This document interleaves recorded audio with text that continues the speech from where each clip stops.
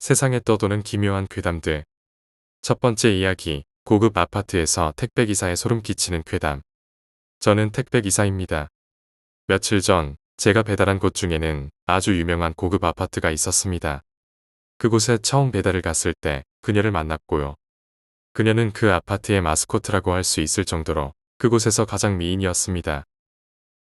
제가 택배기사 생활을 하면서 제가 살아오면서 봤던 여성 중에서 가장 아름답고 눈부셨습니다. 어쩌면 첫눈에 반했다는 표현이 딱 맞는 그런 느낌이었습니다. 바로 본론으로 넘어가겠습니다.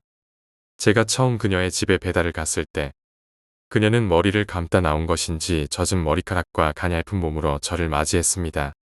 택배물이 생각보다 무거웠던지라 저는 우연찮게 혹은 약간 고의적으로 택배물을 그녀의 집 안까지 배달해 주었습니다. 그렇게 그녀의 집에는 무거운 택배가 생각보다 자주 왔습니다. 오해하실 수도 있겠지만 절대로 제가 그녀를 보고 싶어서 보낸 것이 아님을 밝힙니다. 아무튼 제가 3-4번 정도 방문하고 나서야 저는 요동치는 심장을 막아내지 못해 결국 고백하기로 했습니다. 물론 바로 사랑합니다. 만나주세요. 이런 느낌이 아니라 그냥 간단하게 친해지고 싶어서 그런데 전화번호 좀 알 수 있을까요? 라고 말입니다. 그리고 대망의 그날이 다가왔고 저는 그녀의 집으로 배달되는 택배를 받았습니다. 하지만 이번 택배물은 가벼웠습니다. 제가 집 안까지 들어가지 못할 정도로요. 그렇지만 그게 중요한 게 아니었습니다. 저는 그녀를 만나야 했고 마침 그녀의 집에 일을 핑계로 방문해야만 했습니다. 하지만 그날 제가 그녀의 아파트 앞에 들어섰을 때 삼엄한 경비가 제 앞을 막았습니다. 3608호 택배인데요. 무슨 소리 하시는 겁니까? 3608호 택배가 와서 그러는데 문 좀 열어주십시오. 보아하니 저희 아파트 택배 처음 오신 것 같은데 저희는 택배 받을 때 오직 경비실에서만 받습니다. 아저씨 3608호에 택배가 올 리가 없어요. 분명 이 아저씨 경비원 된 지 얼마 안 되신 분 같습니다만 저는 택배물을 경비실에 맡겨둘 수밖에 없었습니다. 이렇게 그녀를 못 만나게 되는 것인가 하고 근심 걱정을 가지며 경비실에 택배물을 맡기려는 순간 경비 아저씨가 깜짝 놀라더군요. 3608호에는 아무도 살지 않습니다. 그 집엔 몇 달 전에 사고로 집주인이 사망했어요. 아저씨의 말을 듣고 저는 깜짝 놀랐습니다. 그녀가 사망했다고요? 헬로윈데이는 이미 지난 지 좀 되었는데 말입니다. 아저씨는 계속 죽었다고 우기고 저는 그녀가 살아있다고 하고 그렇게 긴 설득 끝에 저는 경비 아저씨 2분과 함께 그녀의 집에 방문할 수 있었습니다. 그리고 그녀의 집 앞에서 저는 평소처럼 초인종을 눌렀습니다. 1번, 2번, 3번이 넘어갈 타이밍에 그녀가 문을 열어주어야 했습니다. 하지만 그날은 아무도 문을 열어주지 않았습니다. 아마 그녀가 외출한 것이겠지요.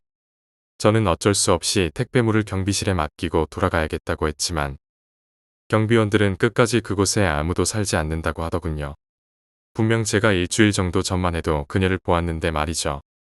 죽은 지 몇 달이나 됐다니 제가 도둑을 본 것이었을까요?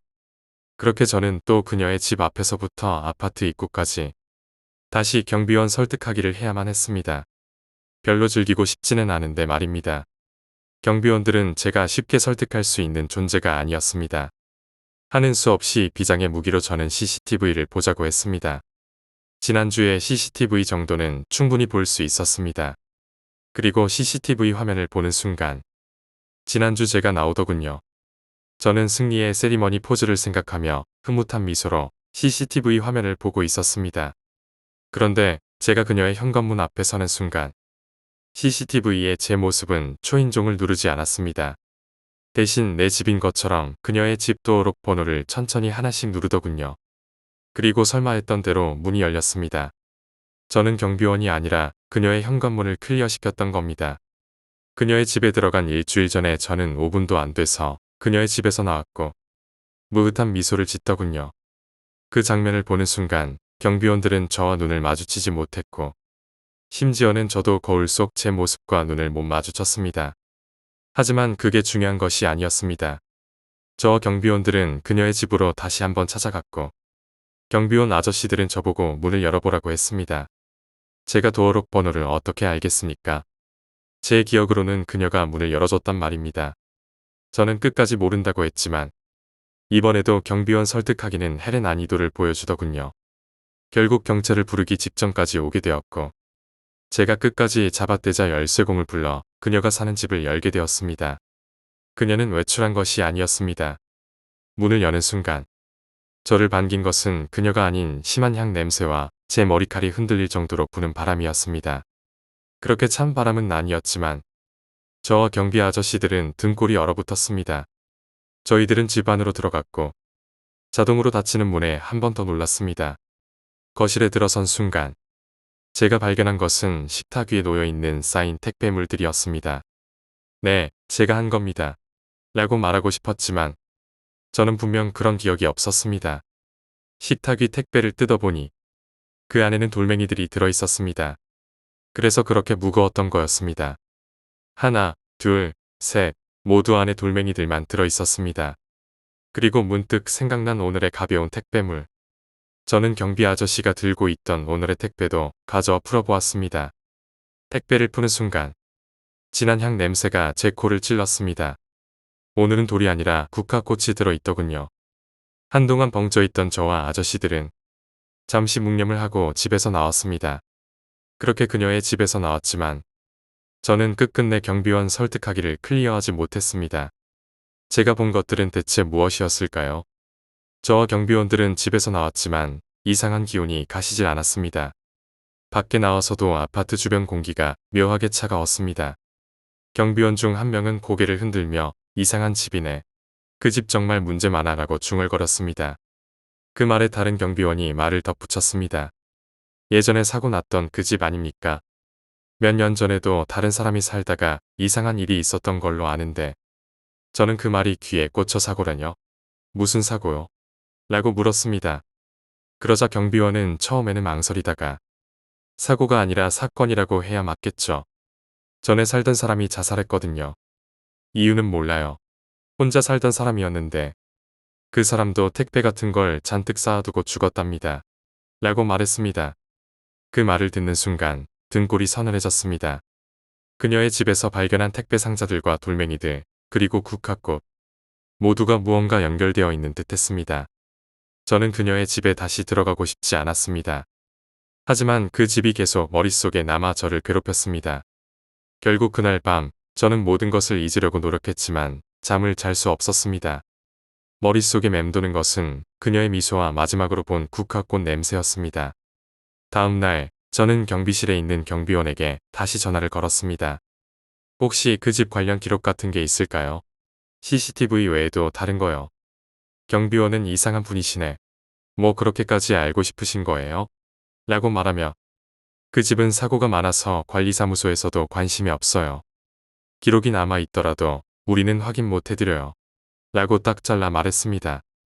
그러나 그 말에 그치지 않고 저는 관리사무소를 직접 찾아갔습니다. 관리사무소에서는 처음에는 저를 귀찮아했지만 제가 계속 강하게 요구하자 이전 세입자의 사건 기록이 담긴 파일을 보여줬습니다. 파일 속에는 놀라운 사실이 적혀 있었습니다. 이전 세입자뿐만 아니라 그 집에서 사고로 죽은 사람이 무려 3명이나 되었습니다. 첫 번째 사람은 20대 여성으로 창밖에서 떨어져 추락사로 발견되었습니다. 두 번째 사람은 30대 남성으로 목을 매달아 자살한 채 발견되었습니다. 세 번째는 몇 년 전 그녀의 사건이었는데 원인 불명 사망으로 적혀 있었습니다. 이 기록을 본 순간 저는 몸이 얼어붙는 듯한 기분이 들었습니다. 이 모든 사건이 단순한 우연일 리가 없었습니다. 그리고 저는 스스로에게 질문을 던졌습니다. 나는 왜 그 집에서 그녀를 봤을까? 그 이후 저는 그 집과 관련된 모든 것을 알아내기로 결심했습니다. 기록을 토대로 그녀의 죽음에 대해 좀 더 깊이 조사하기 위해 지역 경찰서로 향했습니다. 그곳에서는 그녀의 사망 사건과 관련된 구체적인 정보를 들을 수 있을 것 같았습니다. 하지만 경찰은 기본적인 사건 기록 외에 추가적인 정보를 주지 않으려고 했습니다. 그 사건은 이미 종결된 사안입니다. 사망 원인은 타살로 보이지 않았고 외부 개입의 흔적도 없었습니다. 단순 사고나 자살로 결론이 났습니다. 이 말에 저는 의구심이 더 커졌습니다. 단순 사고나 자살로 보기엔 너무나 기이한 점이 많았습니다. 그래서 마지막 수단으로 인터넷 커뮤니티에 해당 아파트에 대한 정보를 물어보기로 했습니다. 제가 작성한 글에는 3608호와 관련된 이상한 경험을 겪으신 분 계신가요? 라는 내용이 포함되어 있었습니다. 생각보다 많은 사람들이 댓글을 달기 시작했습니다. 댓글 중 일부는 소름 끼치는 내용을 담고 있었습니다. 3608호요. 거기 무조건 조심하세요. 저희 가족도 그 아파트 살았는데 이상한 소리를 몇 번 들었습니다. 몇 년 전에 그 집에서 화재도 났었다고 들었어요. 그때도 누군가 죽었대요. 밤에 그 집 근처 지나가다 보면 이상한 냄새가 나요. 무슨 썩은 냄새 같은 거요. 가장 충격적인 댓글은 이었습니다. 3608호는 누군가를 부른다는 소문이 있어요. 그 집에 들어간 사람 중에 몇 명은 이상한 행동을 하다가 끝내 스스로 목숨을 끊었다는 이야기도 들었어요. 이 댓글을 읽고 저는 손이 떨렸습니다. 그 집이 단순히 사고가 많은 곳이 아니라 뭔가 불길한 존재가 자리 잡은 곳이라는 확신이 들었습니다. 그러나 동시에 제가 경험한 모든 일이 진짜였다는 사실이 더욱 무서워졌습니다. 그날 밤 저는 악몽을 꿨습니다. 꿈속에서 그녀가 저를 향해 웃으며 다가왔고 제 손을 잡은 그녀의 손은 차갑고 축축했습니다. 그녀는 조용히 입을 열어 말했습니다. 왜 날 떠났어요? 잠에서 깨어난 후 저는 땀에 흠뻑 젖어 있었습니다. 다시는 그 집과 관련된 일을 파헤치지 않겠다고 결심했습니다. 그러나 일은 여기서 끝나지 않았습니다. 며칠 후 저는 일하는 중 다시 그녀의 집으로 배달 요청을 받았습니다. 이번엔 직접 전달이라는 요청 사항이 있었습니다. 분명 경비실을 통해서만 받을 수 있는 규칙이 있는데도 말입니다. 무엇에 홀린 듯 저는 다시 그녀의 집으로 향했습니다. 이번엔 혼자가 아니라 동료와 함께였습니다. 그 집 앞에 서자마자 이상한 기운이 다시 느껴졌습니다. 도어록은 그대로였습니다. 이번에는 초인종을 누르지 않고 도어록을 쳐다보았습니다. 어쩐지 손가락이 스스로 움직이는 듯 번호를 입력하고 있었습니다. 제가 입력한 번호는 전혀 기억에 없는 조합이었는데 문은 다시 열렸습니다. 문 안으로 들어가자 집안은 전과 똑같았습니다. 식탁 위에는 새로운 택배 상자가 놓여 있었습니다. 이번엔 누가 보낸 것인지 알 수 없는 상자였습니다. 동료와 함께 그 상자를 열어보았습니다. 안에는 이전과는 다른 것이 들어 있었습니다. 그 안에는 새하얀 사진 몇 장이 들어 있었고 사진 속에는 제가 그녀와 함께 웃고 있는 모습이 찍혀 있었습니다. 하지만 기억에는 전혀 없는 모습들이었습니다.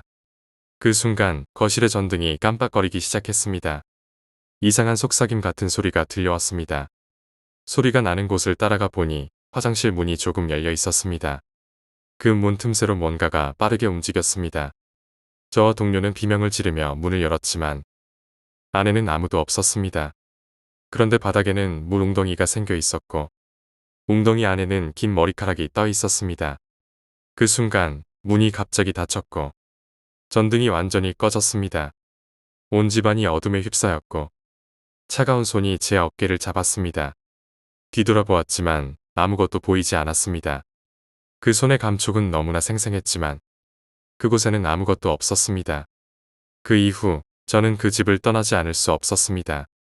그 집과 관련된 모든 것을 떠나기 위해 노력했지만 그날 이후로도 꿈속에서 그녀는 계속 나타났습니다. 마지막으로 남은 것은 그 집에서 가져온 택배 상자 속 사진들 뿐이었습니다. 그 사진 속에서 저는 그녀와 미소를 짓고 있었습니다. 그 집과 관련된 모든 기억은 지워지지 않고 계속해서 저를 따라다니고 있습니다. 두 번째 이야기, 아이카. 아이카는 왕따를 견디다 못해 학교를 옮겼다. 어서 친구들을 잔뜩 사귀고 같이 놀고 집에도 데려오렴. 어머니는 아이카를 배웅하며 미소 지었다. 하지만 새 학교의 아이들은 묘하게 쌀쌀맞았고 좀처럼 말을 걸어주지 않았다. 그뿐 아니라 아이카의 물건이 종종 도난당했고 침묵만 이어지는 전화가 몇 번이고 집으로 걸려왔다. 아이카는 또다시 왕따를 당하고 있다고 생각하며 괴로워했지만 어머니에게 걱정을 끼칠까봐 차마 말할 수 없었다. 그러던 어느 날 아이카는 책상과 의자에 이상한 문양들이 새겨져 있는 것을 발견했다. 그 문양은 마치 저주의 주술처럼 보였다. 아이카는 자신이 그렇게까지 미움을 받고 있다는 사실에 충격을 받아 끝내 손목을 그어 자살을 선택하고 말았다. 아이카의 장례식 날, 장례식장에 온 반 친구들은 통곡하며 말했다. 아이카, 왜 자살 같은 걸 한 거야? 그 모습을 본 어머니는 분노를 참지 못하고 소리쳤다. 너희가 아이카를 괴롭혀서 자살하도록 몰아넣은 거잖아. 그 아이 일기장에 전부 쓰여 있었어. 하지만 아이들은 영문을 모르겠다는 표정을 지었다. 그들의 속마음은 완전히 반대였던 것이다. 반 친구들은 모두 아이카가 귀엽다고 생각했고 친해지고 싶어 했다. 하지만 서로 다가갈 계기를 찾지 못한 채 결국 아이카를 멀리하는 모습이 되어 버린 것이었다. 물건을 훔치거나 아무 말 없는 전화를 한 것도 사실은 아이카를 동경하는 마음에서 비롯된 행동이었다. 책상과 의자에 새겨졌던 문양도 저주의 주술이 아니라 우정의 주술이었다. 아이들을 돌려보낸 뒤 혼자 남은 어머니는 아이카의 영정을 보며 조용히 말했다. 엄마 말이야. 옛날에 친구한테 우정의 주술이라고 속이고 저주의 주술을 가르쳐 준 적이 있었어. 왜냐하면 그 친구의 남자친구를 뺏고 싶었거든. 그게 너희 아버지였단다. 엄마는 지금 그때 지은 죄 때문에 벌 받는 거구나. 장례식장에서 돌아오는 길. 반 친구들은 이야기를 나누기 시작했다. 저기 아이카가 오해했던 것도 당연한 거 아닐까? 그 우정의 주술. 나중에 찾아보니까 진짜 저주의 주술이었어. 말도 안 돼. 그 주술을 처음 알려준 게 누구였지? 아마 선생님이었던 것 같아. 아이들과 나란히 걷던 여교사가 싸늘한 미소를 지으며 말했다. 그래 옛날 친구한테 배웠던 우정의 주술이란다. 아이들이 여교사의 싸늘한 미소를 보고 얼어붙었다. 선생님, 무슨 말씀이신지 잘 모르겠어요. 여교사는 말없이 고개를 돌려 천천히 아이들을 지나쳤다. 그날 이후 반 아이들 사이에서는 점차 이상한 일들이 벌어지기 시작했다. 처음에는 조용히 공부하던 교실 한 구석에서 누군가 낮은 목소리로 웅얼거리는 소리가 들렸다. 아이카, 우정, 주술. 아이들은 서로를 돌아보며 속삭였다. 누구야? 방금 들었어? 그러나 모두 고개를 저었다. 목소리는 누구도 입 밖으로 낸 적이 없었다. 며칠 후 교실 안에서 갑작스러운 추위가 느껴지기 시작했다. 낮인데도 불구하고 햇빛이 창문을 뚫지 못한 듯 어둡고 음침했다. 한 학생이 문양이 새겨진 아이카의 옛자리 근처로 다가갔을 때 문양이 미세하게 흔들리는 것을 목격했다. 뭐야? 방금 봤어? 그거 움직였어. 하지만 다른 아이들은 보지 못했다며 그 학생을 놀려댔다. 그날 밤 문양이 보였던 학생은 집으로 돌아가지 못했다. 마지막으로 그를 본 것은 학교 근처 어두운 골목길에서 홀로 무언가를 중얼거리는 모습이었다. 다음 날 반 친구들이 걱정하며 선생님께 그 사실을 말했을 때 여교사는 웃으며 대수롭지 않게 말했다. 아마 집에 무사히 갔겠죠. 걱정하지 말아요. 그러나 그 학생은 학교에 다시 오지 않았다. 며칠 후 또 다른 학생이 체육 시간에 갑작스럽게 쓰러졌다. 그는 정신을 잃기 전에 아이카의 이름을 반복해서 중얼거렸다. 아이카가 날 부르고 있어. 들리니? 아이카가 오라고. 그 말을 남긴 뒤 그는 눈을 감았다. 병원으로 옮겨진 학생은 깨어나지 못했고 의사들은 원인을 알 수 없다는 진단만을 내렸다. 점점 더 많은 아이들이 밤마다 악몽을 꾼다며 호소하기 시작했다. 아이카의 얼굴이 꿈속에서 보였다는 말이 공통적으로 나왔다. 어느 날 밤 한 학생은 화장실에서 거울 속 자신의 뒤에 아이카가 서 있는 것을 봤다며 소리를 지르고 뛰쳐나왔다. 이상한 일들은 아이카가 자살했던 교실 안에서 가장 많이 벌어졌다. 문양이 새겨진 책상은 누구도 치우려 하지 않았고 학교에서는 그냥 방치해 두었다. 책상을 치우려던 청소부가 갑작스럽게 손목을 베이면서 중단된 이후로 학교에서는 그 자리를 손대지 않기로 했다. 어느 날 반 친구들 몇 명이 용기를 내서 문제의 책상을 보러 갔다. 책상 위 문양은 점점 더 진해지고 뚜렷해져 있었다. 한 학생이 손가락으로 문양을 더듬는 순간 강렬한 한기가 그의 몸을 타고 흘렀다. 그는 손을 떼려고 했지만 떼지 못했다. 놔줘. 놔달라고. 그는 비명을 질렀지만 아무도 그를 도울 수 없었다. 결국 손을 떼는데 성공했지만 그의 손에는 불에 댄 듯한 자국이 남아 있었다. 그날 밤 그 학생은 집에서 자다가 심장마비로 사망했다. 아이들은 점점 공포에 사로잡혔다. 한 명씩 학교에 나오지 않기 시작했고 학부모들은 이상한 소문을 듣고 아이들을 전학시켰다. 남은 몇몇 학생들은 여교사와 상담을 요청했다. 그러나 여교사는 언제나처럼 미소를 띠며 말했다. 걱정하지 마세요. 모든 게 곧 괜찮아질 거예요. 하지만 그 미소는 어딘가 차갑고 기이했다. 그로부터 몇 주 뒤 학교는 결국 교실을 폐쇄하기로 결정했다. 폐쇄된 교실은 아무도 들여다보지 못하게 자물쇠로 잠겼다. 그러나 밤이 되면 그 교실에서 들려오는 낮고 무서운 속삭임은 여전히 멈추지 않았다. 폐쇄된 교실은 더 이상 아무도 들어갈 수 없었지만 이상한 소문은 사라지지 않았다. 학생들은 밤마다 그 교실의 창문을 통해 흐릿한 실루엣이 보인다고 했다. 누군가는 창문 너머로 아이카가 서 있는 모습을 목격했다고 주장했다. 그의 손이 창문에 닿을 때마다 차가운 서리가 창문에 생겨났다. 한밤중 학교 경비원은 그 교실에서 들리는 낮은 소리를 듣고 호기심에 문을 열어보려 했다. 하지만 문을 여는 순간 차가운 공기가 그의 온몸을 덮쳤다. 교실 안은 텅 비어 있었지만 책상과 의자들이 마치 누군가 앉아있는 것처럼 살짝 움직이고 있었다. 경비원은 소스라치게 놀라 뒤로 물러섰지만 그 순간 문 안쪽에서 무언가 손을 뻗어 그를 붙잡았다. 같이 있어줘. 그 목소리는 분명히 아이카의 것이었다. 다음 날 아침 경비원은 교실 앞에서 실종되었고 그의 손전등만이 바닥에 남아 있었다. 학교는 경비원의 실종 사건으로 다시 한번 떠들썩해졌고 교장실에는 학부모들이 몰려들었다. 도대체 언제까지 이런 일이 반복되어야 합니까? 학교는 대체 뭘 하고 있는 거죠? 교장은 사건을 은폐하기 위해 그 교실을 완전히 봉인하겠다고 발표했다.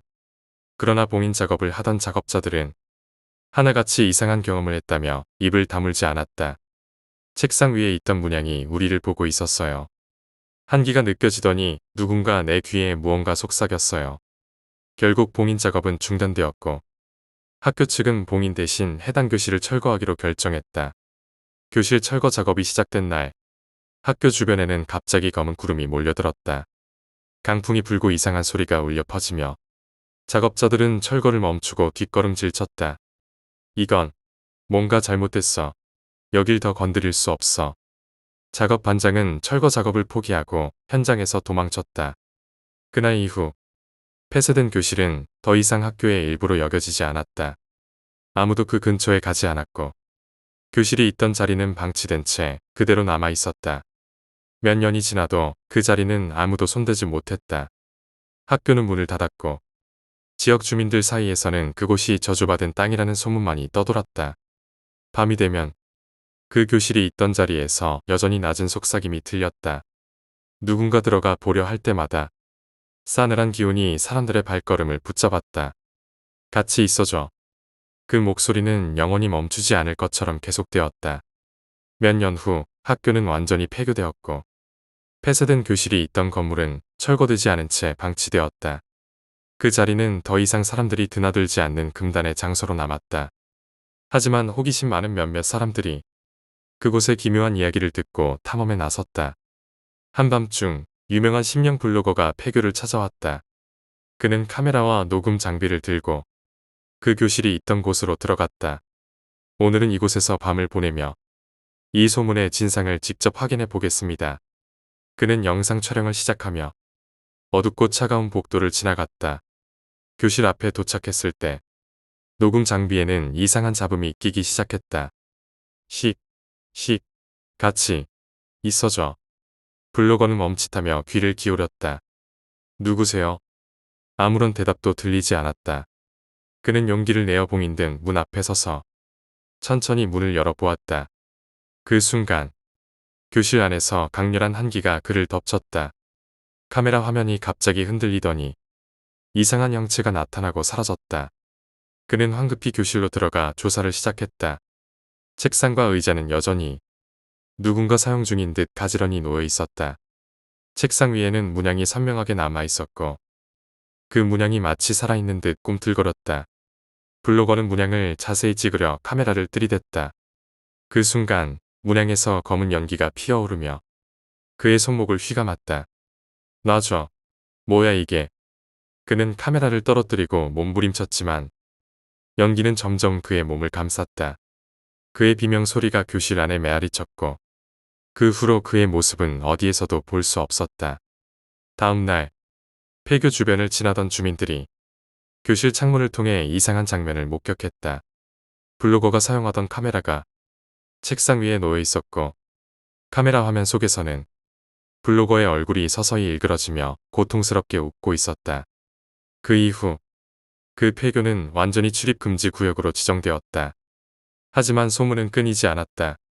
밤이 되면 교실 안에서 들리는 속삭임과 비명 소리는 여전히 멈추지 않았다. 몇 년 후, 한 부동산 개발 업체가 그 땅을 매입해 재개발하려 했다. 하지만 철거 작업이 시작된 첫날부터 작업자들에게 이상한 일이 벌어졌다. 작업 중이던 굴착기가 갑자기 멈추더니 엔진이 폭발했다.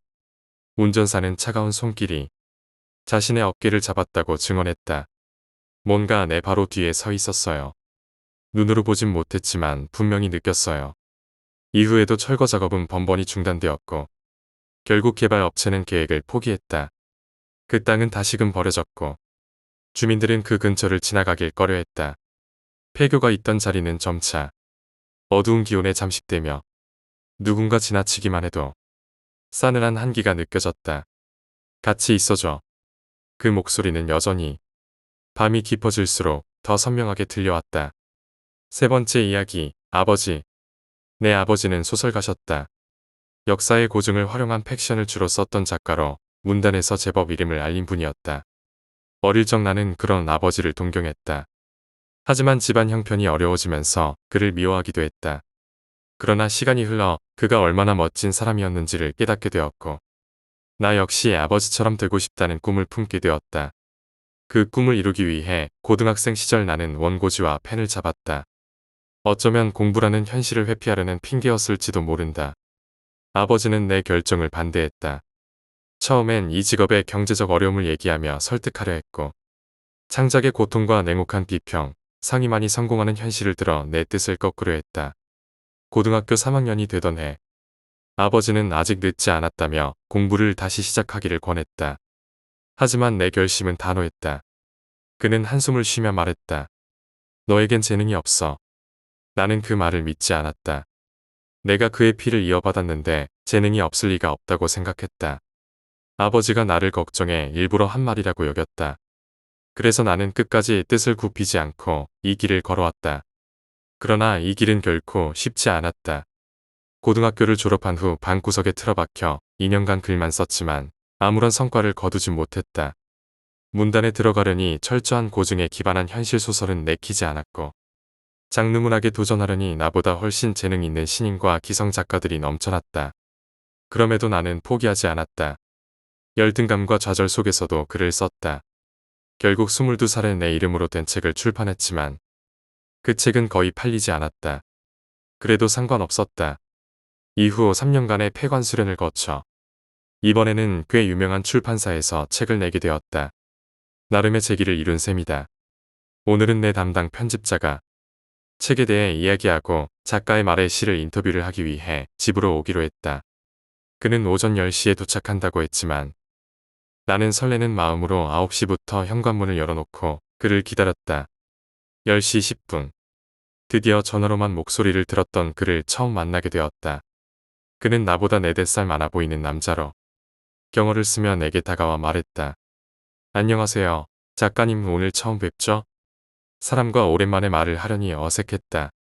다행히도 그는 웃으며 대화를 이어갔다. 오늘 오는데 너무 춥더라고요. 며칠 전까지만 해도 반팔을 입었는데 참 빨리도 변하네요. 안 그래요? 나는 방 안에서 하루 종일 전등에 의지해 사는 삶을 떠올리며 답했다. 잘 모르겠네요. 밖에 나가 본 지가 오래돼서. 지금이 겨울인가요? 그는 고개를 끄덕이며 말했다. 네, 11월이면 겨울이죠. 작가님 책도 본문 검수가 끝났으니 12월 중순쯤엔 나올 것 같아요. 빨리 작업을 마무리하려면 인터뷰부터 시작할까요? 예, 이쪽으로 오세요. 새로 장만한 탁자 앞으로 그를 안내했다. 탁자 너머로 마주 앉아 그는 첫 질문을 던졌다. 작가님, 이번 제기에 대한 소감은 어떠세요? 나는 준비해둔 답변을 꺼냈다. 책을 낸다는 것은 작가에게 가장 큰 기쁨입니다. 혹시 저를 기다리셨던 독자분들이 있다면 그분들의 기대를 충족시켜드릴 수 있어서 기쁩니다. 그는 짓궂은 장난처럼 말했다. 혹시 그럴 독자가 있을까요? 나는 웃으며 답했다. 그러게 말이에요. 그러나 그의 태도는 점점 무례해졌다. 특히 아버지를 언급하며 지나친 말을 이어갔다. 나는 참으려 했지만 그의 모욕적인 말에 결국 화를 참지 못했다. 분노로 가득 찬 나는 결국 폭력을 행사하고 말았다. 나는 그의 입을 막기 위해 주먹을 휘둘렀다. 한 대, 두 대. 그의 얼굴과 내 손은 피로 물들었다. 하지만 그는 멈추지 않았다. 미개한 놈이네. 겨우 폭력으로 날 조용히 만들려고. 미안한데 난 죽기 전까진 멈추지 않을 거거든. 그의 비웃음이 내 인내심을 깨부쉈다. 그를 조용히 만들기 위해서는 다른 방법이 필요했다. 나는 그를 더욱 거칠게 눌렀다. 그리고 그가 더 이상 움직이지 않을 때까지 그의 숨을 끊었다. 방 안은 핏빛으로 물들었다. 그의 몸은 축 늘어졌고 내 옷은 붉게 물들었다. 그러나 나에게 남은 것은 안도감이 아니라 허무함뿐이었다. 잠시 눈을 감고 정신을 차리려 했다. 그리고 다시 눈을 떴을 때 방 안은 아까와 달랐다. 피로 물들었던 바닥이 깨끗해졌고 죽어있던 그가 눈앞에 멀쩡히 서 있었다. 어떻게 된 거지? 그는 나를 보며 천천히 웃었다. 한 번으로 끝날 것 같아? 나는 다시 주먹을 쥐고 그에게 다가갔다. 그러나 이번엔 내 몸이 말을 듣지 않았다. 전신에 날카로운 통증이 밀려왔다. 마치 온몸에 유리 조각이 박힌 듯 아팠다. 그가 다시 비웃었다. 내가 원하는 걸 얻었다고 생각했겠지. 하지만 넌 평생 이 감옥에서 벗어날 수 없을 거야. 통증을 참으며 손을 뻗었지만 그는 눈앞에서 사라졌다. 나는 거울을 보았다. 거울 속에서 웃고 있는 괴기한 내 얼굴이 나를 바라보고 있었다. 며칠 후 그의 집을 방문한 출판사 직원이 문을 열었다. 안으로 들어가자마자 그는 비명을 질렀다. 방 안에는 거울이 깨진 채 흩어져 있었고 그 깨진 거울 조각 사이로 온몸에 피를 흘린 시체가 누워 있었다. 그의 손에는 깨진 거울 조각 하나가 꽉 쥐어져 있었다. 출판사 직원은 경찰과 구급차를 불렀다. 그러나 그는 이미 출혈로 인한 쇼크사로 사망한 상태였다. 그날 이후 출판사 직원은 거울을 볼 수 없게 되었다. 깨진 거울 조각 안에서 괴기하게 웃고 있던 수많은 얼굴들이 그의 눈에 아른거렸다. 그의 마지막 작품은 약간 선정적인 묘사가 많은 유고작으로 출판되었고 그는 끝내 자신의 이름을 세상에 남겼다. 하지만 그의 비참한 최후는 아무도 모른다. 피범벅이 된 그의 몸이 바닥에 축 늘어져 있었다. 나는 비틀거리며 일어나 방 안을 둘러봤다. 피 냄새가 코를 찔렀고 방은 그가 쓰러질 때 부서진 가구들로 엉망이 되어 있었다. 그러나 방금 전까지 내 주먹 아래서 신음을 내던 그가 눈앞에서 흔적도 없이 사라져 있었다. 이게 어떻게 된 거지? 아무리 찾아봐도 그의 시체는 보이지 않았다. 그러나 피로 얼룩진 손바닥과 바닥에 남은 핏자국은 확실히 그가 존재했다는 증거였다. 내 심장은 미친 듯이 뛰기 시작했다. 이곳에서 벌어진 일이 현실인지 아니면 환각인지 알 수 없었다. 문득 방 한쪽에서 희미한 숨소리가 들렸다. 소리는 점점 커지더니 내 귓가에 속삭이는 것처럼 선명해졌다. 미안하지만 내가 끝내지 못했어. 숨소리는 나직했지만 명확하게 들렸다. 나는 등골이 서늘해지는 것을 느꼈다. 그 순간 방 안에 거울이 울리듯 진동했다. 깨진 거울 조각 속에서 무언가가 꿈틀거리며 모습을 드러냈다. 그것은 내 얼굴이었다. 하지만 그 표정은 내가 짓고 있는 것이 아니었다. 거울 속 나의 얼굴은 기괴하게 찢어진 미소를 짓고 있었다. 이제야 내가 나를 마주하네. 거울 속의 나는 천천히 말을 꺼냈다. 나는 거울로부터 등을 돌리며 방을 빠져나가려 했다. 그러나 문손잡이는 차갑게 얼어붙어 있었다. 아무리 힘을 줘도 열리지 않았다. 도망칠 수 없을걸. 이 방은 이제 내 것이 아니야. 뒤에서 들리는 목소리에 나는 다시 고개를 돌렸다. 거울 속에 나는 웃고 있었다. 그리고 그 웃음은 점점 커다란 소리로 변했다. 거울 조각들은 저절로 공중으로 떠올라 나를 둘러싸기 시작했다. 나는 손을 뻗어 막아보려 했지만 조각들이 내 손을 꿰뚫고 지나갔다. 피가 뚝뚝 떨어지는 손을 붙잡고 비명을 지르려 했으나 목소리가 나오지 않았다. 그때였다. 거울 속에 내가 천천히 밖으로 기어나오기 시작했다. 그 형체는 처음엔 흐릿했지만 점점 선명해졌다. 마치 사람 움직이는 듯한 모습이었다. 나는 뒷걸음질 치며 벽에 기대었지만 거울 속에 나는 이미 내 코앞까지 다가와 있었다. 그는 손을 내밀어 내 목을 잡았다. 이제 내가 너다. 나는 그의 손아귀에서 벗어나려 발버둥 쳤지만 소용없었다. 그의 손길은 얼음처럼 차가웠고 나는 점점 기력이 빠져나가는 것을 느꼈다. 거울 속에서 기어나온 그는 내 목을 움켜쥔 채로 점점 힘을 줬다. 목구멍을 짓누르는 압박감에 숨이 막혀왔다. 하지만 그의 얼굴은 여전히 찢어진 미소를 유지한 채였다. 나는 몸부림치며 그의 손을 떼어내려 했지만 그의 손길은 쇠처럼 단단했다. 아무리 발버둥 쳐도 소용없어. 그의 목소리가 내 귀를 찢고 들어왔다. 나는 점점 시야가 흐려지고 있었다. 하지만 그 순간 그의 손이 갑자기 내 목에서 떨어졌다. 바닥에 주저앉아 헐떡거리며 숨을 몰아쉬었다. 눈을 들어 다시 보니 그는 사라져 있었다. 그러나 방 안의 공기는 이상할 정도로 무겁고 차가웠다. 그의 기운은 여전히 느껴졌다. 주변을 살펴보니 방 안의 거울 조각들이 여기저기 흩어져 있었다. 그 조각들 속에는 또 다른 나의 모습들이 비치고 있었다. 각각의 조각 속 나는 기괴하게 일그러진 표정으로 나를 응시하고 있었다. 나는 그 자리에서 몸을 떨며 일어섰다. 그리고 조각들 중 하나를 발로 차며 부쉈다. 하지만 그것은 오히려 상황을 악화시켰다. 부서진 조각이 공중으로 떠올라 나를 둘러싸기 시작했다. 그 조각들 속에서 비춰지는 나의 모습들이 하나씩 방 안으로 걸어 나오기 시작했다. 그들은 모두 나였다. 하지만 그들의 얼굴은 뭔가 달랐다. 일그러지고 찢어지고 분노로 가득 찬 모습들이었다. 내가 만든 현실이야. 내가 도망칠 수 있을 거라고 생각했나? 우린 여기서 내가 무너질 때까지 기다릴 거야. 그들의 목소리가 합쳐져 내 머릿속을 휘저었다. 나는 두 손으로 귀를 막으며 비명을 지르려 했지만 내 목에서는 아무 소리도 나오지 않았다. 그들은 점점 나에게 다가왔다. 그리고 그중 한 명이 내 손을 붙잡았다. 그 차가운 손길은 마치 얼음처럼 내 피부를 뚫고 들어오는 듯했다. 나는 다시 몸부림쳤지만 그들은 나를 단단히 붙들고 있었다. 이제 넌 우리야. 그리고 우린 너다. 그 순간 모든 거울 조각들이 일제히 깨지면서 방 안이 암흑으로 변했다. 나는 아무것도 보이지 않는 가운데 끝없이 떨어지는 듯한 기분에 사로잡혔다. 떨어지면서 들리는 것은 내 목소리였다. 하지만 그 목소리는 내가 내는 것이 아니었다. 그것은 내 안에 있던 또 다른 존재가 웃으며 내뱉는 소리였다. 며칠 후 출판사 직원이 다시 그의 집을 방문했다. 문을 열자 끔찍한 광경이 펼쳐져 있었다. 방 안에는 붉은 피로 얼룩진 흔적들과 부서진 거울 조각들만이 남아 있었다. 그러나 그의 시체는 어디에도 없었다.